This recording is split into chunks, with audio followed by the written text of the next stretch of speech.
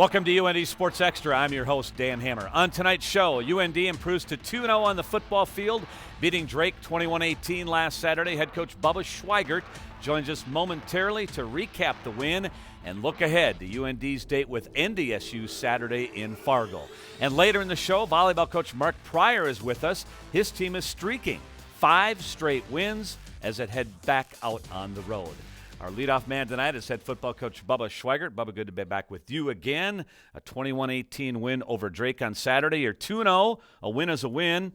Some of your players after the game thought the team got a little comfortable as the game went on upon reviewing tape. Is that true, or what did you see upon reviewing tape? Well, we got off to a good start in the game. We scored on our first possession with a big play and played pretty good defense the first half other than the first drive. And then we're pretty solid throughout the half, and got into halftime. We wanted to play better. We just had too many mistakes in the first half, a few penalties, and really never got any momentum going in the second half. And so we needed to address it. And if we were too comfortable, we need to learn from it. You got to play an entire 60 minutes.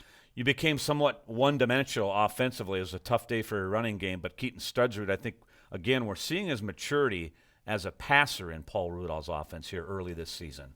Yeah, we needed to get better at throwing the football this season, and I think we're taking strides in that area, but sure need to run the football. We got to find a way to move it on the ground. All right, 21-18 the final. When we come back, we'll take a look at the highlights from the Alerus Center here on UND Sports Extra. UND Sports Extra on Midco Sports Network is presented by the University of North Dakota and RydellCars.com. Welcome back. North Dakota and Drake in the 50th Annual Potato Bowl last Saturday. 25 players from the 1966 team returned to Grand Forks for the weekend in celebration of the anniversary of the Potato Bowl. And Bubba, a quick start to your football team. You talk about an explosive start. Just the third play from scrimmage when Keaton Studsrud will hook up with Luke Stanley, and you're up 7-0 here early. Yeah, Luke's been a consistent performer for us in fall camp, and just run a little play action here, and he's able to, beat one tackler and then race to the end zone for a big score early. And you want to get off to a good start at home and get the crowd into the game and get momentum. So we were happy with the start. How about Stanley? 6'4", redshirt freshman, gives your receiving core some good size. Talk about his assets. Well, he's a big guy that runs good discipline routes and has good hands. He was a very good basketball player in high school. And, big guys are hard to defend. They bring another dimension to the offense, and they're just hard to defend for corners maybe that are 5'10", 5'11". He's a tough matchup. Well, the one consistent piece of your overall game again Saturday was your run defense. It was outstanding again. Yeah, it was. We limited them on the ground to just a few yards. We had one explosive run, which we weren't happy about, but overall, pretty good run defense. 38 yards rushing for Drake on the day. Good rotation from your two deeps, Noah Johnson, big number 95 there on the run stuff. One of the concerns on today, though, was ball security, was it not, as you put it on the field 7 total times? Yeah, you just got to take care of the football. It hurts your momentum. It cost us a score, and just never really got into sync, and a part of that was ball security. John Santiago, after fumbling this, had a chance to kind of observe from the sidelines for a while Saturday. Well, we just thought we needed to settle him down. He had put it on the carpet 3 times, and he'll get over it. But he's a young guy, and we need to learn from it. We need to learn from the first week, and we got to keep teaching our team and keep using these games as learning opportunities. All right, it's 7-0 in the second quarter, and Studsrud will go to work here. Career day. He just looks much more solid in the pocket here. A much better platform that he's throwing from this year. Really good footwork, and that's what we worked hard on. And I said it before, Paul Rudolph and Keaton have done a good job of working on his fundamentals day after day, along with the rest of our QBs, but it sure makes a difference in the throwing game. First day for reviews in the Alerus Center. You reviewed that play with Seibel near the end zone. The original call held, but you get the touchdown here. Was Adler catching it. 14-0 here. So through the air, you're off to a good start. Yeah, we are, and we're up 14-0. Everybody's going to come in here and play hard, and we were impressed with Drake, the effort that they put forth and the heart and desire they play with on tape. And it was what we expected when they got into the Alerus. A lot of trust between Keaton Studsrud and Josh Seibel, isn't there? Yeah, they work well together. Josh is a good, tough guy and plays hard, and finds a way to get open. He's really running disciplined routes and catching the ball well. 21-0 at the half. Overall, how are you feeling here at half on Saturday? Well, just okay. We wanted to play better. We had fumbled and we lost a scoring opportunity, and just really felt that we weren't as sound as we needed to be, and we challenged our guys at halftime, and the response is not what we were looking for. Let's take a look at second half highlights here, Bubba. And your defense was good. In fact, you ratcheted up the pressure on quarterback Andy Rice here in the second half. Yeah, number of sacks and put pressure on him, and it's just the way we felt we had to play against them to attack them and be in a real attack mode. And you knew that this was a quarterback who would run at times, not looking to get yards in the running game, but to really try to extend a play in the passing game. Yeah, that's what we saw coming into the game, and he's an experienced player and performer, and he's a good hard-nosed player. I thought we got some good shots on him, and he recovered and played well throughout the night. Good positive signs from Miguel Saratino early in the season. Now, this is a great pass by Studsrud, but Saratino's making catches this year that he was struggling with last year. Yeah, he's made some big plays now, and this is good to see. With Clyde being out, we need Miguel to step up, and I think as a whole our receivers did do that. You drive deep here, but the drive ends, and then you miss a 52-yard field goal. So you remain at 21 for the game, still up. And then late in the third quarter, Drake on the move. But after this play, your defense is going to slam the door here and limit them to just a field goal. So you keep them out of the end zone here. Big point in the game. Cole making the sack here, and we think it's always a challenge for your defense. And you say sometimes they get into your end, and if you force them to a field goal attempt, that's a win for the team and a win for the defense, and you get momentum back. Another good day for your defense on third down, as it was in Wyoming. Drake just 3 of 17 on third down. Offensive line had some challenges and some struggles Saturday, Bubba. Yeah, we weren't consistent enough up front. And it's a three-way deal going on here. Keaton needs to get us in the right play. Offensive line needs to block, and the back needs to run where the ball's supposed to go. So it's 21-5 now. And did you feel momentum swinging a little bit here Drake's way in the fourth quarter? Oh, no question. We hadn't created any explosive plays. We hadn't been consistent on offense, and they were moving the ball and getting some opportunities. Andy Rice, again, making something happen with his feet and finding Keegan Gallery for a big gain. And then Drake's going to get a touchdown here with 3:17 left to pull within 21-11, and things are tightening up a bit. Yeah, anytime it gets to a two-score game, it's like a tie game is what you try to tell your team. It's an onside kick and one possession, and now it really got tight here, and we need to be able to play in those situations. And, in the end, we made enough plays to get the win, but penalties here hurt us on defense. We had a fourth down stop and had a penalty, and it just you need to be more sound down the stretch and in the fourth quarter. Yeah, well, you didn't get that one score, third quarter or fourth quarter that really, really would have put the game away, so you wouldn't have had some tense moments here down to the wire, don't you think? Well, no question. The first score of the second half always is big. Right. It's a 21-0 game, and if we get another score, it's a 4-score game, but we didn't do it. Yeah. 21-18, the final. You hang on there with Josh Seibel and his hands recovering in the onside kick. It was a career day for Studsrud, career completions, yards, and touchdowns. And again, he spread the ball around well. Here's what your players had to say following the win. We kind of just took it easy as a team, and you can't do that, especially in college football. I mean, every team wants to win, so they're going to try and fight back. And I think we just got too comfortable, and that's definitely not what we want to do. They did bring some different blitzes that we haven't previously seen, but in the end, I got to be ready for those. I miss some protections, and I need to be better with those going into next week. And seeing coverages and blitzes better, I'll take the blame for the sacks. Last week we played a good game, and that's where we want to be at. Beating good teams. We showed good things tonight. We showed bad things tonight, but we'll work better, and we'll get to where we want to be. We don't want to dwell on this too much, but we definitely want to learn from it. We want to come back and we want to refocus and just stay focused all week so we can prepare for this week. It's going to be big. Yes, indeed, it is a big week. The resumption of the NDSU rivalry. The team's set to meet Saturday afternoon. Coach will preview that game coming up next. UND Sports Extra on Midco Sports Network is presented by the University of North Dakota and rivalrycars.com.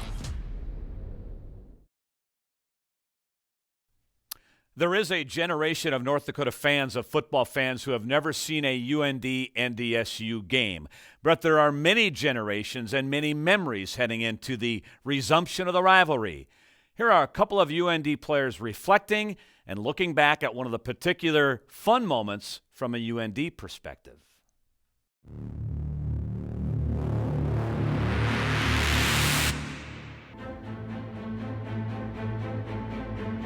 It's up to the head coach to make his football team recognize the moment.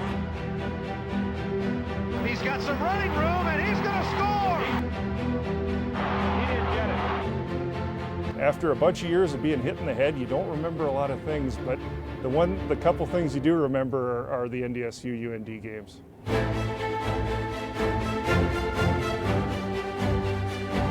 They tore down the south end goalpost for sure, and I remember them taking them across the field and out the gates, and I don't know where they ended up. There's your defensive play. Bantram turns it up and he's going to score. He just sidewalled the pace of the ball. Even the losses would burn into your memory, and really you learned so much from the losses, and then when you finally had the chance to beat that other school, it was just the highest of the highest.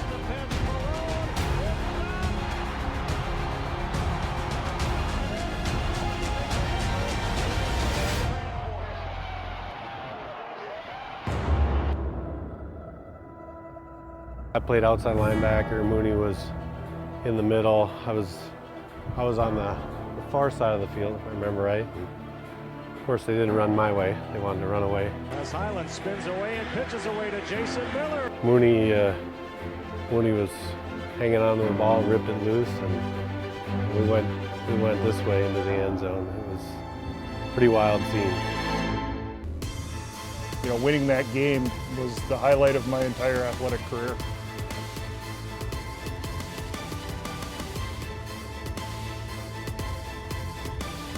Let the score be settled on the field, and let the fans and the state really enjoy what that's all about. UND currently has 11 North Dakota natives on its roster, and back when the two teams played in 2003, this year's team members were maybe 6 or 7 years old. Here's how they look at Saturday's game. It'll be a good game. Everyone's excited, and it'll be fun to go down there and play in the Fargo Dome for the first time in 12, 13 years. So I don't know, we're all looking forward to it, but it starts tomorrow and meetings and stuff, getting ready for Fargo, going down there. I was young when it started, but I don't know, it's just, we're looking forward to the opportunity. We just got to focus up this week. I don't remember too much, but it's always there, and we know of it, and so it's just a big game this week. I know there's a lot of history and tradition, and a lot of pride in both schools, so we just got to bring everything we have when we play them. For the first time since 2003, UND and NDSU on the football field. The fans want it. People of the state want it. Bubba and I know you were in favor of bringing back the series, but different dynamics this year, 2015, compared to when the two teams were playing in the same conference. Well, it sure is. It's a non-conference game. It's exciting for us. We think it's the right thing to do, and I know our fan base and our alumni and the state is really excited to see this game being played. But, no conference standings on the line and just a different dynamic, and it hasn't been played for a while. So our players have not experienced this, and many of our coaches haven't experienced this week. So it's a little bit different, but we're sure excited that it's here. All right. When you look at NDSU, what strikes you with them and as you prep for them this week now? Well, offensively, they're very talented, and, it starts with the quarterback. Carson Wentz is a very good player. Yeah, very good player, one of the top guys in the country. Yeah. And, has a big, strong arm and is a big guy that can really run. So that adds another dimension to their team, and just, a lot of different weapons that they spread the ball around, and then they've been good up front for a long time, and they are again. And then defensively, they don't give you much. You got to earn it. You got to beat them. You got to win some one-on-one matchups because they'll play very sound and very hard. So we've just really got to focus on our preparation and us this week, and let the scoreboard take care of itself when we get there. We got to find a way to move the ball and control it, and you sure can't turn it over. And then defensively, you just can't allow explosive plays. This will be Keaton Studrud's 7th career start. It's going to be the most difficult environment he's played in. What do you do to try to prepare for the noise and your communication process there? Well, you got to learn the plan and have it simple for him so he can understand what we're attempting to do. And then, once we get to Saturday, you hope you can stay calm and just coach and teach and focus on what's going on between the lines. All right, Bubba, Saturday afternoon in the Fargo Dome. We'll recap the game next Tuesday and then look ahead to your Big Sky Conference opener against UC Davis. Thanks for your time, Bubba. We're back with more next here on UND Sports Extra. UND Sports Extra on Midco Sports Network is presented by the University of North Dakota and ridelcars.com.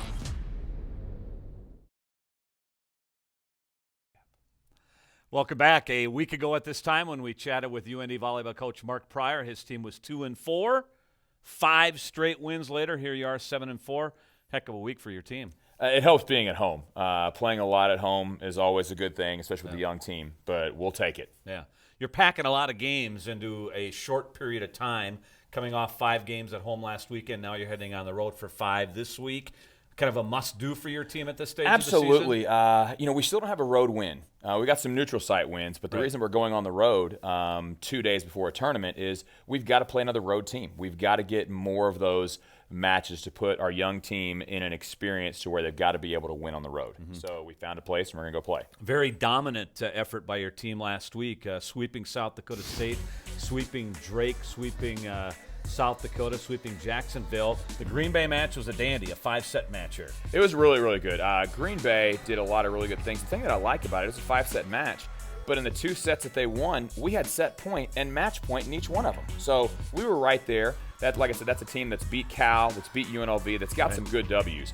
And so for us to just compete like we did, it was really encouraging. You saw the kids playing out there, really enjoying those tight sets, and just kind of improving point by point. Is there a certain mentality that you try to bring to your team in a 5th set, because you have been successful in your short tenure with 5-set matches? I think we talk about playing clean. We talk about enjoying the fact that we go so hard in the weight room that once that 5th set rolls around, there's very few times that we're not the team that is physically more dominant team. It's usually us. And if you look at that, we won 15-11. They had 4 hitting errors in the 5th set. We had 0. Yeah, none. That's what it comes down to. And you credit your training, the fact that you lift 3 times a week. You talked about that after this win. Well, yeah, that comes down to our strength staff. The strength staff does a great job, and our kids buy in that the importance of that when it comes down to the 4th and 5th set. We're pretty good if we've got to go that long and just kind of extend the match. We've got a chance to be successful, but it's from that everything kind of put together. Quality win over Green Bay. You swept Drake to begin the day on Friday with a matinee session, then South Dakota on Friday evening, and a lot to smile about because your blocking game really set the tone and was the biggest difference in this match. There's no doubt. It's one of the things that we've talked about from the beginning. We want to make sure that we are bigger and more physical. We've done that. We haven't blocked really well all year. It kind of started to come together against that team. And it was, like I said, as the floodgates opened up, and all of a sudden, you don't expect to have like 8 blocks in a set. Yeah. We did, and it really set the tone for the rest of the match. How about this play? Yeah, that's right there. One of the things that we just talk about. Just hustle. Wow. Just getting after it. It doesn't have to be pretty to be good.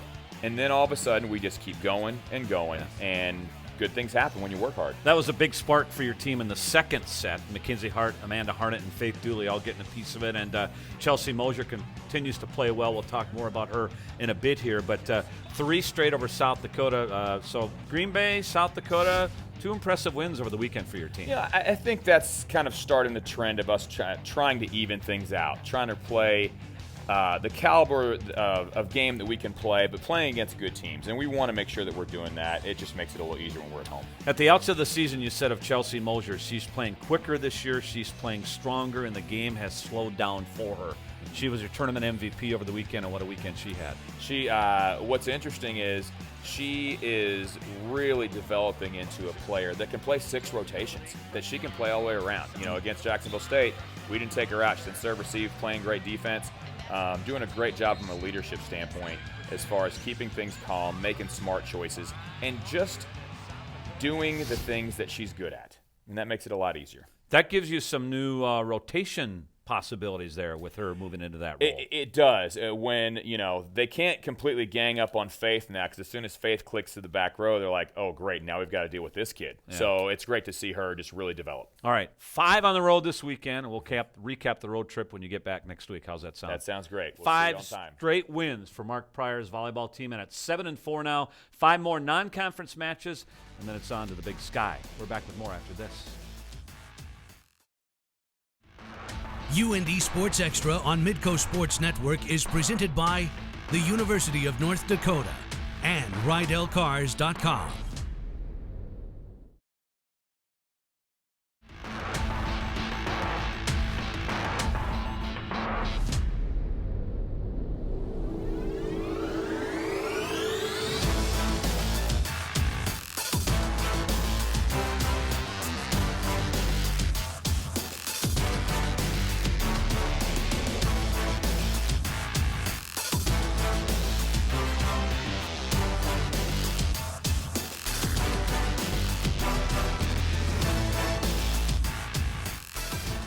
Coming up next week, we'll recap the rivalry resumption game, North Dakota and North Dakota State on the college football field. We'll do that next Tuesday here on UND Sports Extra. Thanks for watching.